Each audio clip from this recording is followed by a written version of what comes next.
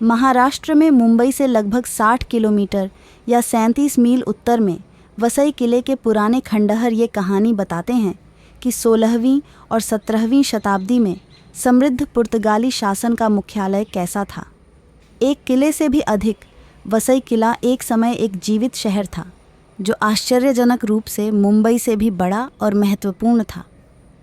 वसई, जिसे पुर्तगालियों द्वारा बाकायम कहा जाता था, मराठों के विजय के बाद इसका नाम बदलकर बाजीपुर रखा गया और फिर अंग्रेज़ों ने इसे बासीन नाम दिया। 1534 में गुजरात के सुल्तान बहादुर शाह द्वारा आत्मसमर्पण किए जाने के बाद पुर्तगालियों के कब्ज़े में आ गया। मुंबई, जो केवल द्वीपों का एक समूह था जिसमें स्थानीय कोली मछुआरों के गांव थे, उस समय वसई के साथ पुर्तगालियों को सौंप दिया गया था। पुर्तगालियों ने वसई को अपने वाणिज्यिक और सैन्य अड्डे के रूप में इस्तेमाल किया। यह उत्तरी कोंकण क्षेत्र में उनकी राजधानी और गोवा के बाद उनका दूसरा सबसे महत्वपूर्ण स्थान बन गया। पुर्तगालियों ने पहले से मौजूद किले की संरचना को मजबूत और विकसित किया। इसे फोर्टालेजा डी साओ सेबेस्टियाओ डी बाकायम नाम दिया, जिसका अर्थ है वसई के सेंट सेबेस्टियन का किला। अंदर पुर्तगाली रईसों की शानदार हवेलियाँ, 7 चर्च, कॉन्वेंट, मंदिर, अस्पताल, कॉलेज और प्रशासनिक केंद्र थे। पुर्तगाली गवर्नर भी जब इस क्षेत्र का दौरा करते थे तो इस किले को अपने आधिकारिक निवास के रूप में इस्तेमाल करते थे।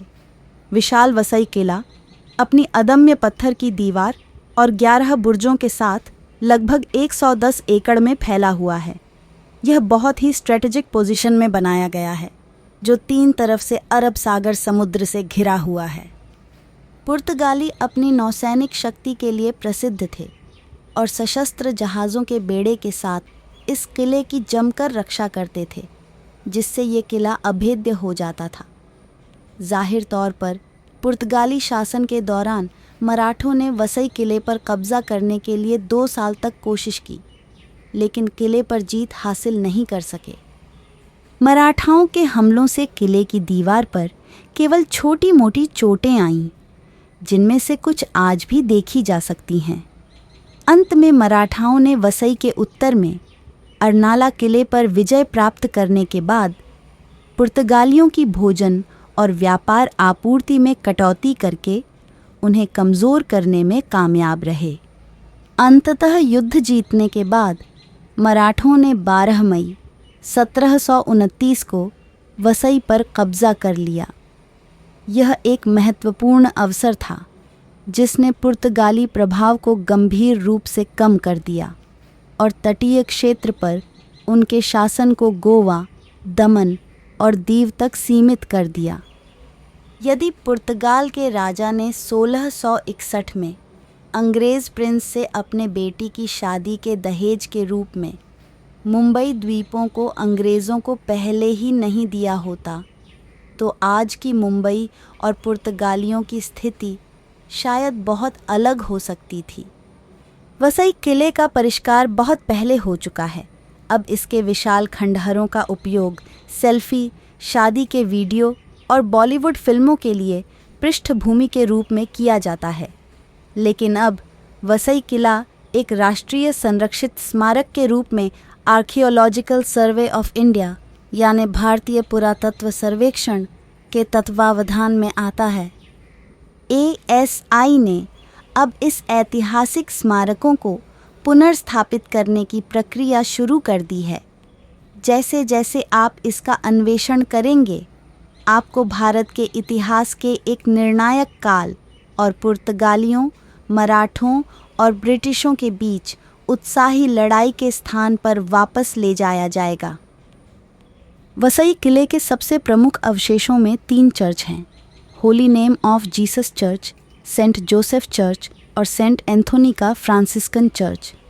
यदि आपने पुराने गोवा के चर्च देखे हैं तो संभावना है कि Holi Name of Jesus church के अवशेष आपको परिचित लगेंगे। यह भारत में कैथोलिक वास्तुकला के सबसे उल्लेखनीय उदाहरणों में से एक है। इस चर्च का निर्माण 1539 से लेकर कई वर्षों तक चला था। रिपोर्टों के अनुसार इस समृद्ध चर्च में 3 वेदियाँ थीं जो विजयी मेहराब के साथ सोने से मढ़ी हुई थीं। आजकल यह किले का एकमात्र चर्च है जिसका उपयोग पूजा के लिए किया जाता है।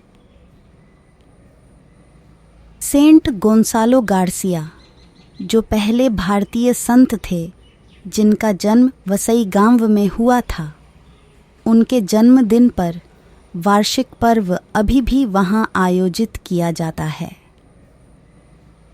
सेंट जोसेफ चर्च वसई किले का सबसे ऊंचा चर्च था। इसकी स्थापना 1546 में हुई थी, लेकिन 1601 में इसका जीर्णोद्धार और विस्तार किया गया।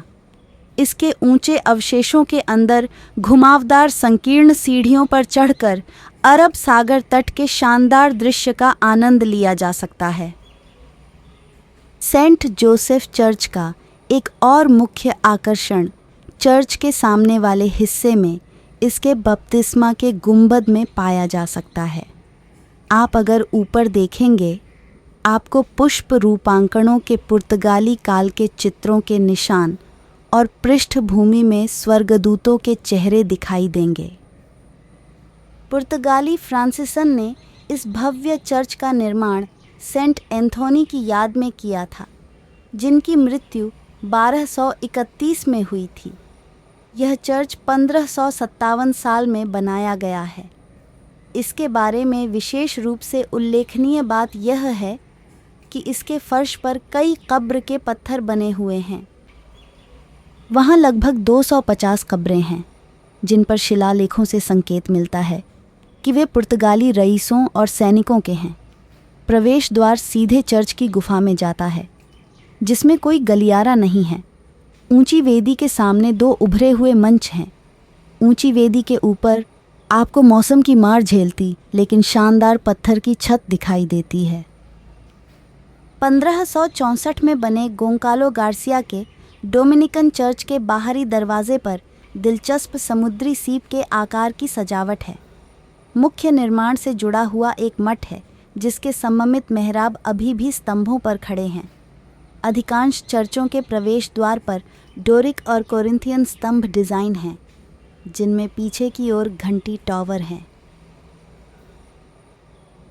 वसई किले के पश्चिमी लैंड गेट के अंदर आंगन से प्राचीर पर चढ़ें, जिसे पोर्टा दा टेरा कहा जाता था, और आप एक सपाट मंच पर पहुंचेंगे जिस पर एक ध्वज स्तंभ लगा हुआ है।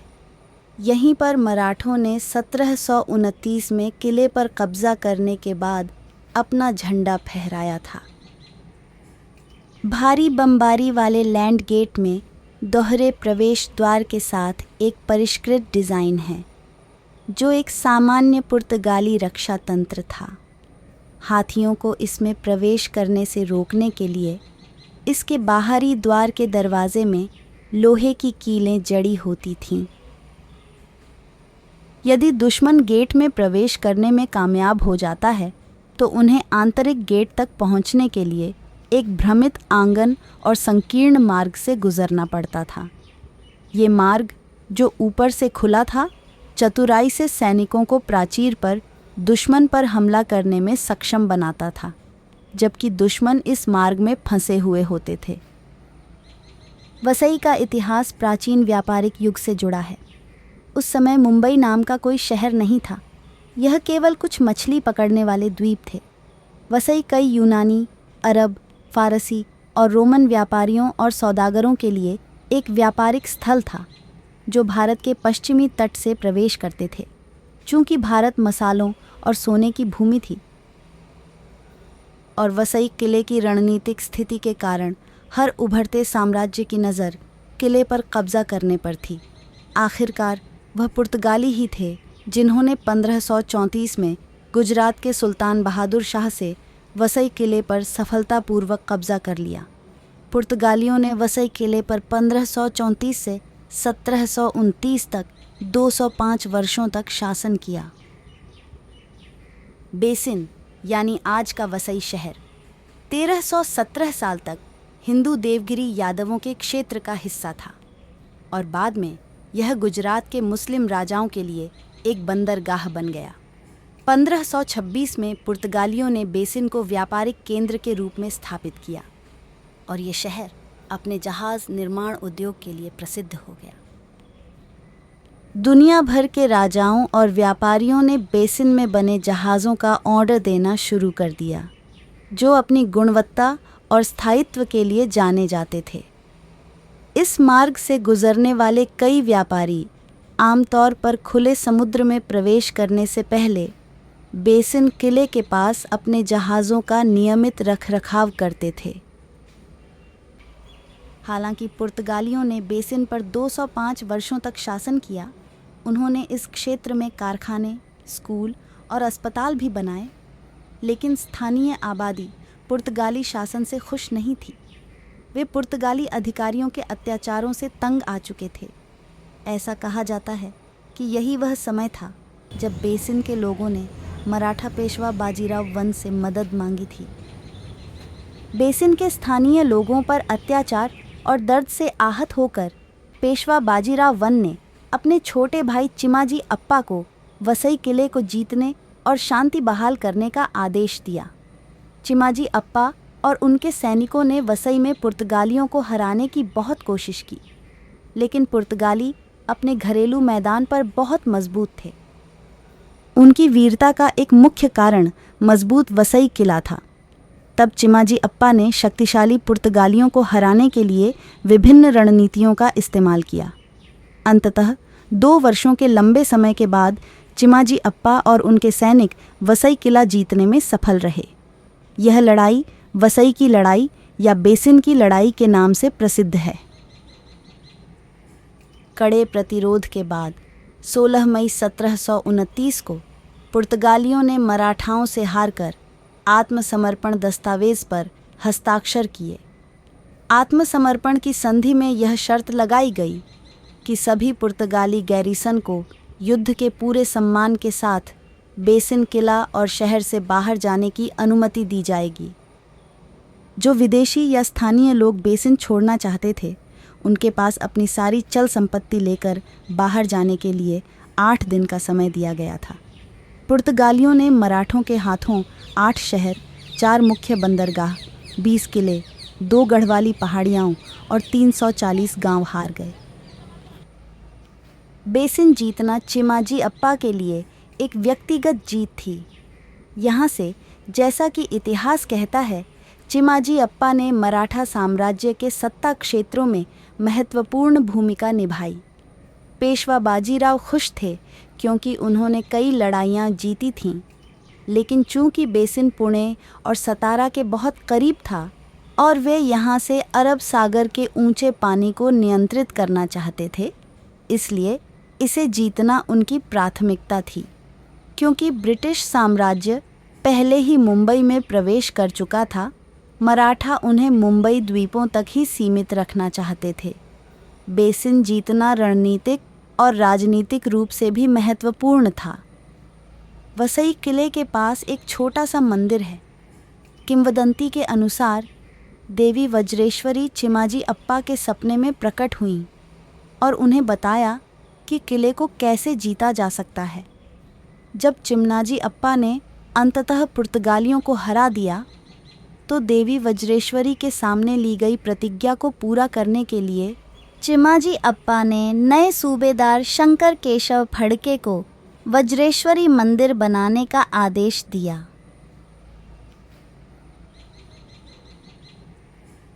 पेशवा बाजीराव वन के बाद मराठा साम्राज्य में कई राजनीतिक और शक्ति उथल पुथल हुई, जो अंततः उनके पतन का कारण बनी। इस बीच पूर्वी भारत के अन्य भागों में ब्रिटिश साम्राज्य शक्तिशाली होता जा रहा था।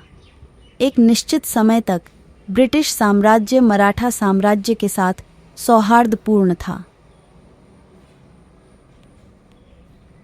लेकिन जैसे ही अंग्रेज़ों को मुंबई के पास की ज़मीन और किलों पर कब्ज़ा करने का मौका मिला, उन्होंने अस्थिर मराठा सेना पर हमला करना शुरू कर दिया। 1801 में बाजीराव II, जो अपने रिश्तेदारों से पुणे हार गए थे, ने बेसिन में शरण ली। अंततः उन्होंने 31 दिसंबर 1802 को ईस्ट इंडिया कंपनी के साथ बेसिन की संधि पर हस्ताक्षर किए। बेसिन का नाम बदलकर बाजीपुर कर दिया गया। 13 मई 1803 को बाजीराव टू को अंग्रेज़ों के संरक्षण में पेशवा के रूप में बहाल किया गया। बेसिन की संधि से अंततः भारतीय उपमहाद्वीप पर ईस्ट इंडिया कंपनी का विस्तार और प्रभाव बढ़ा। बाद में भारत में ब्रिटिश राज के हस्तांतरण के बाद बाजीपुर का नाम बदलकर वसई कर दिया गया, जो इस क्षेत्र का मराठी नाम था। कुछ दशकों के बाद मुंबई शहर की तेज़ी से वृद्धि और विकास के कारण अंग्रेज़ों ने मुंबई प्रांत को अधिक महत्व देना शुरू कर दिया। वसई, जो मुंबई से सिर्फ 60 किलोमीटर दूर है, ने इस क्षेत्र में अपना व्यावसायिक और आर्थिक महत्व खोना शुरू कर दिया।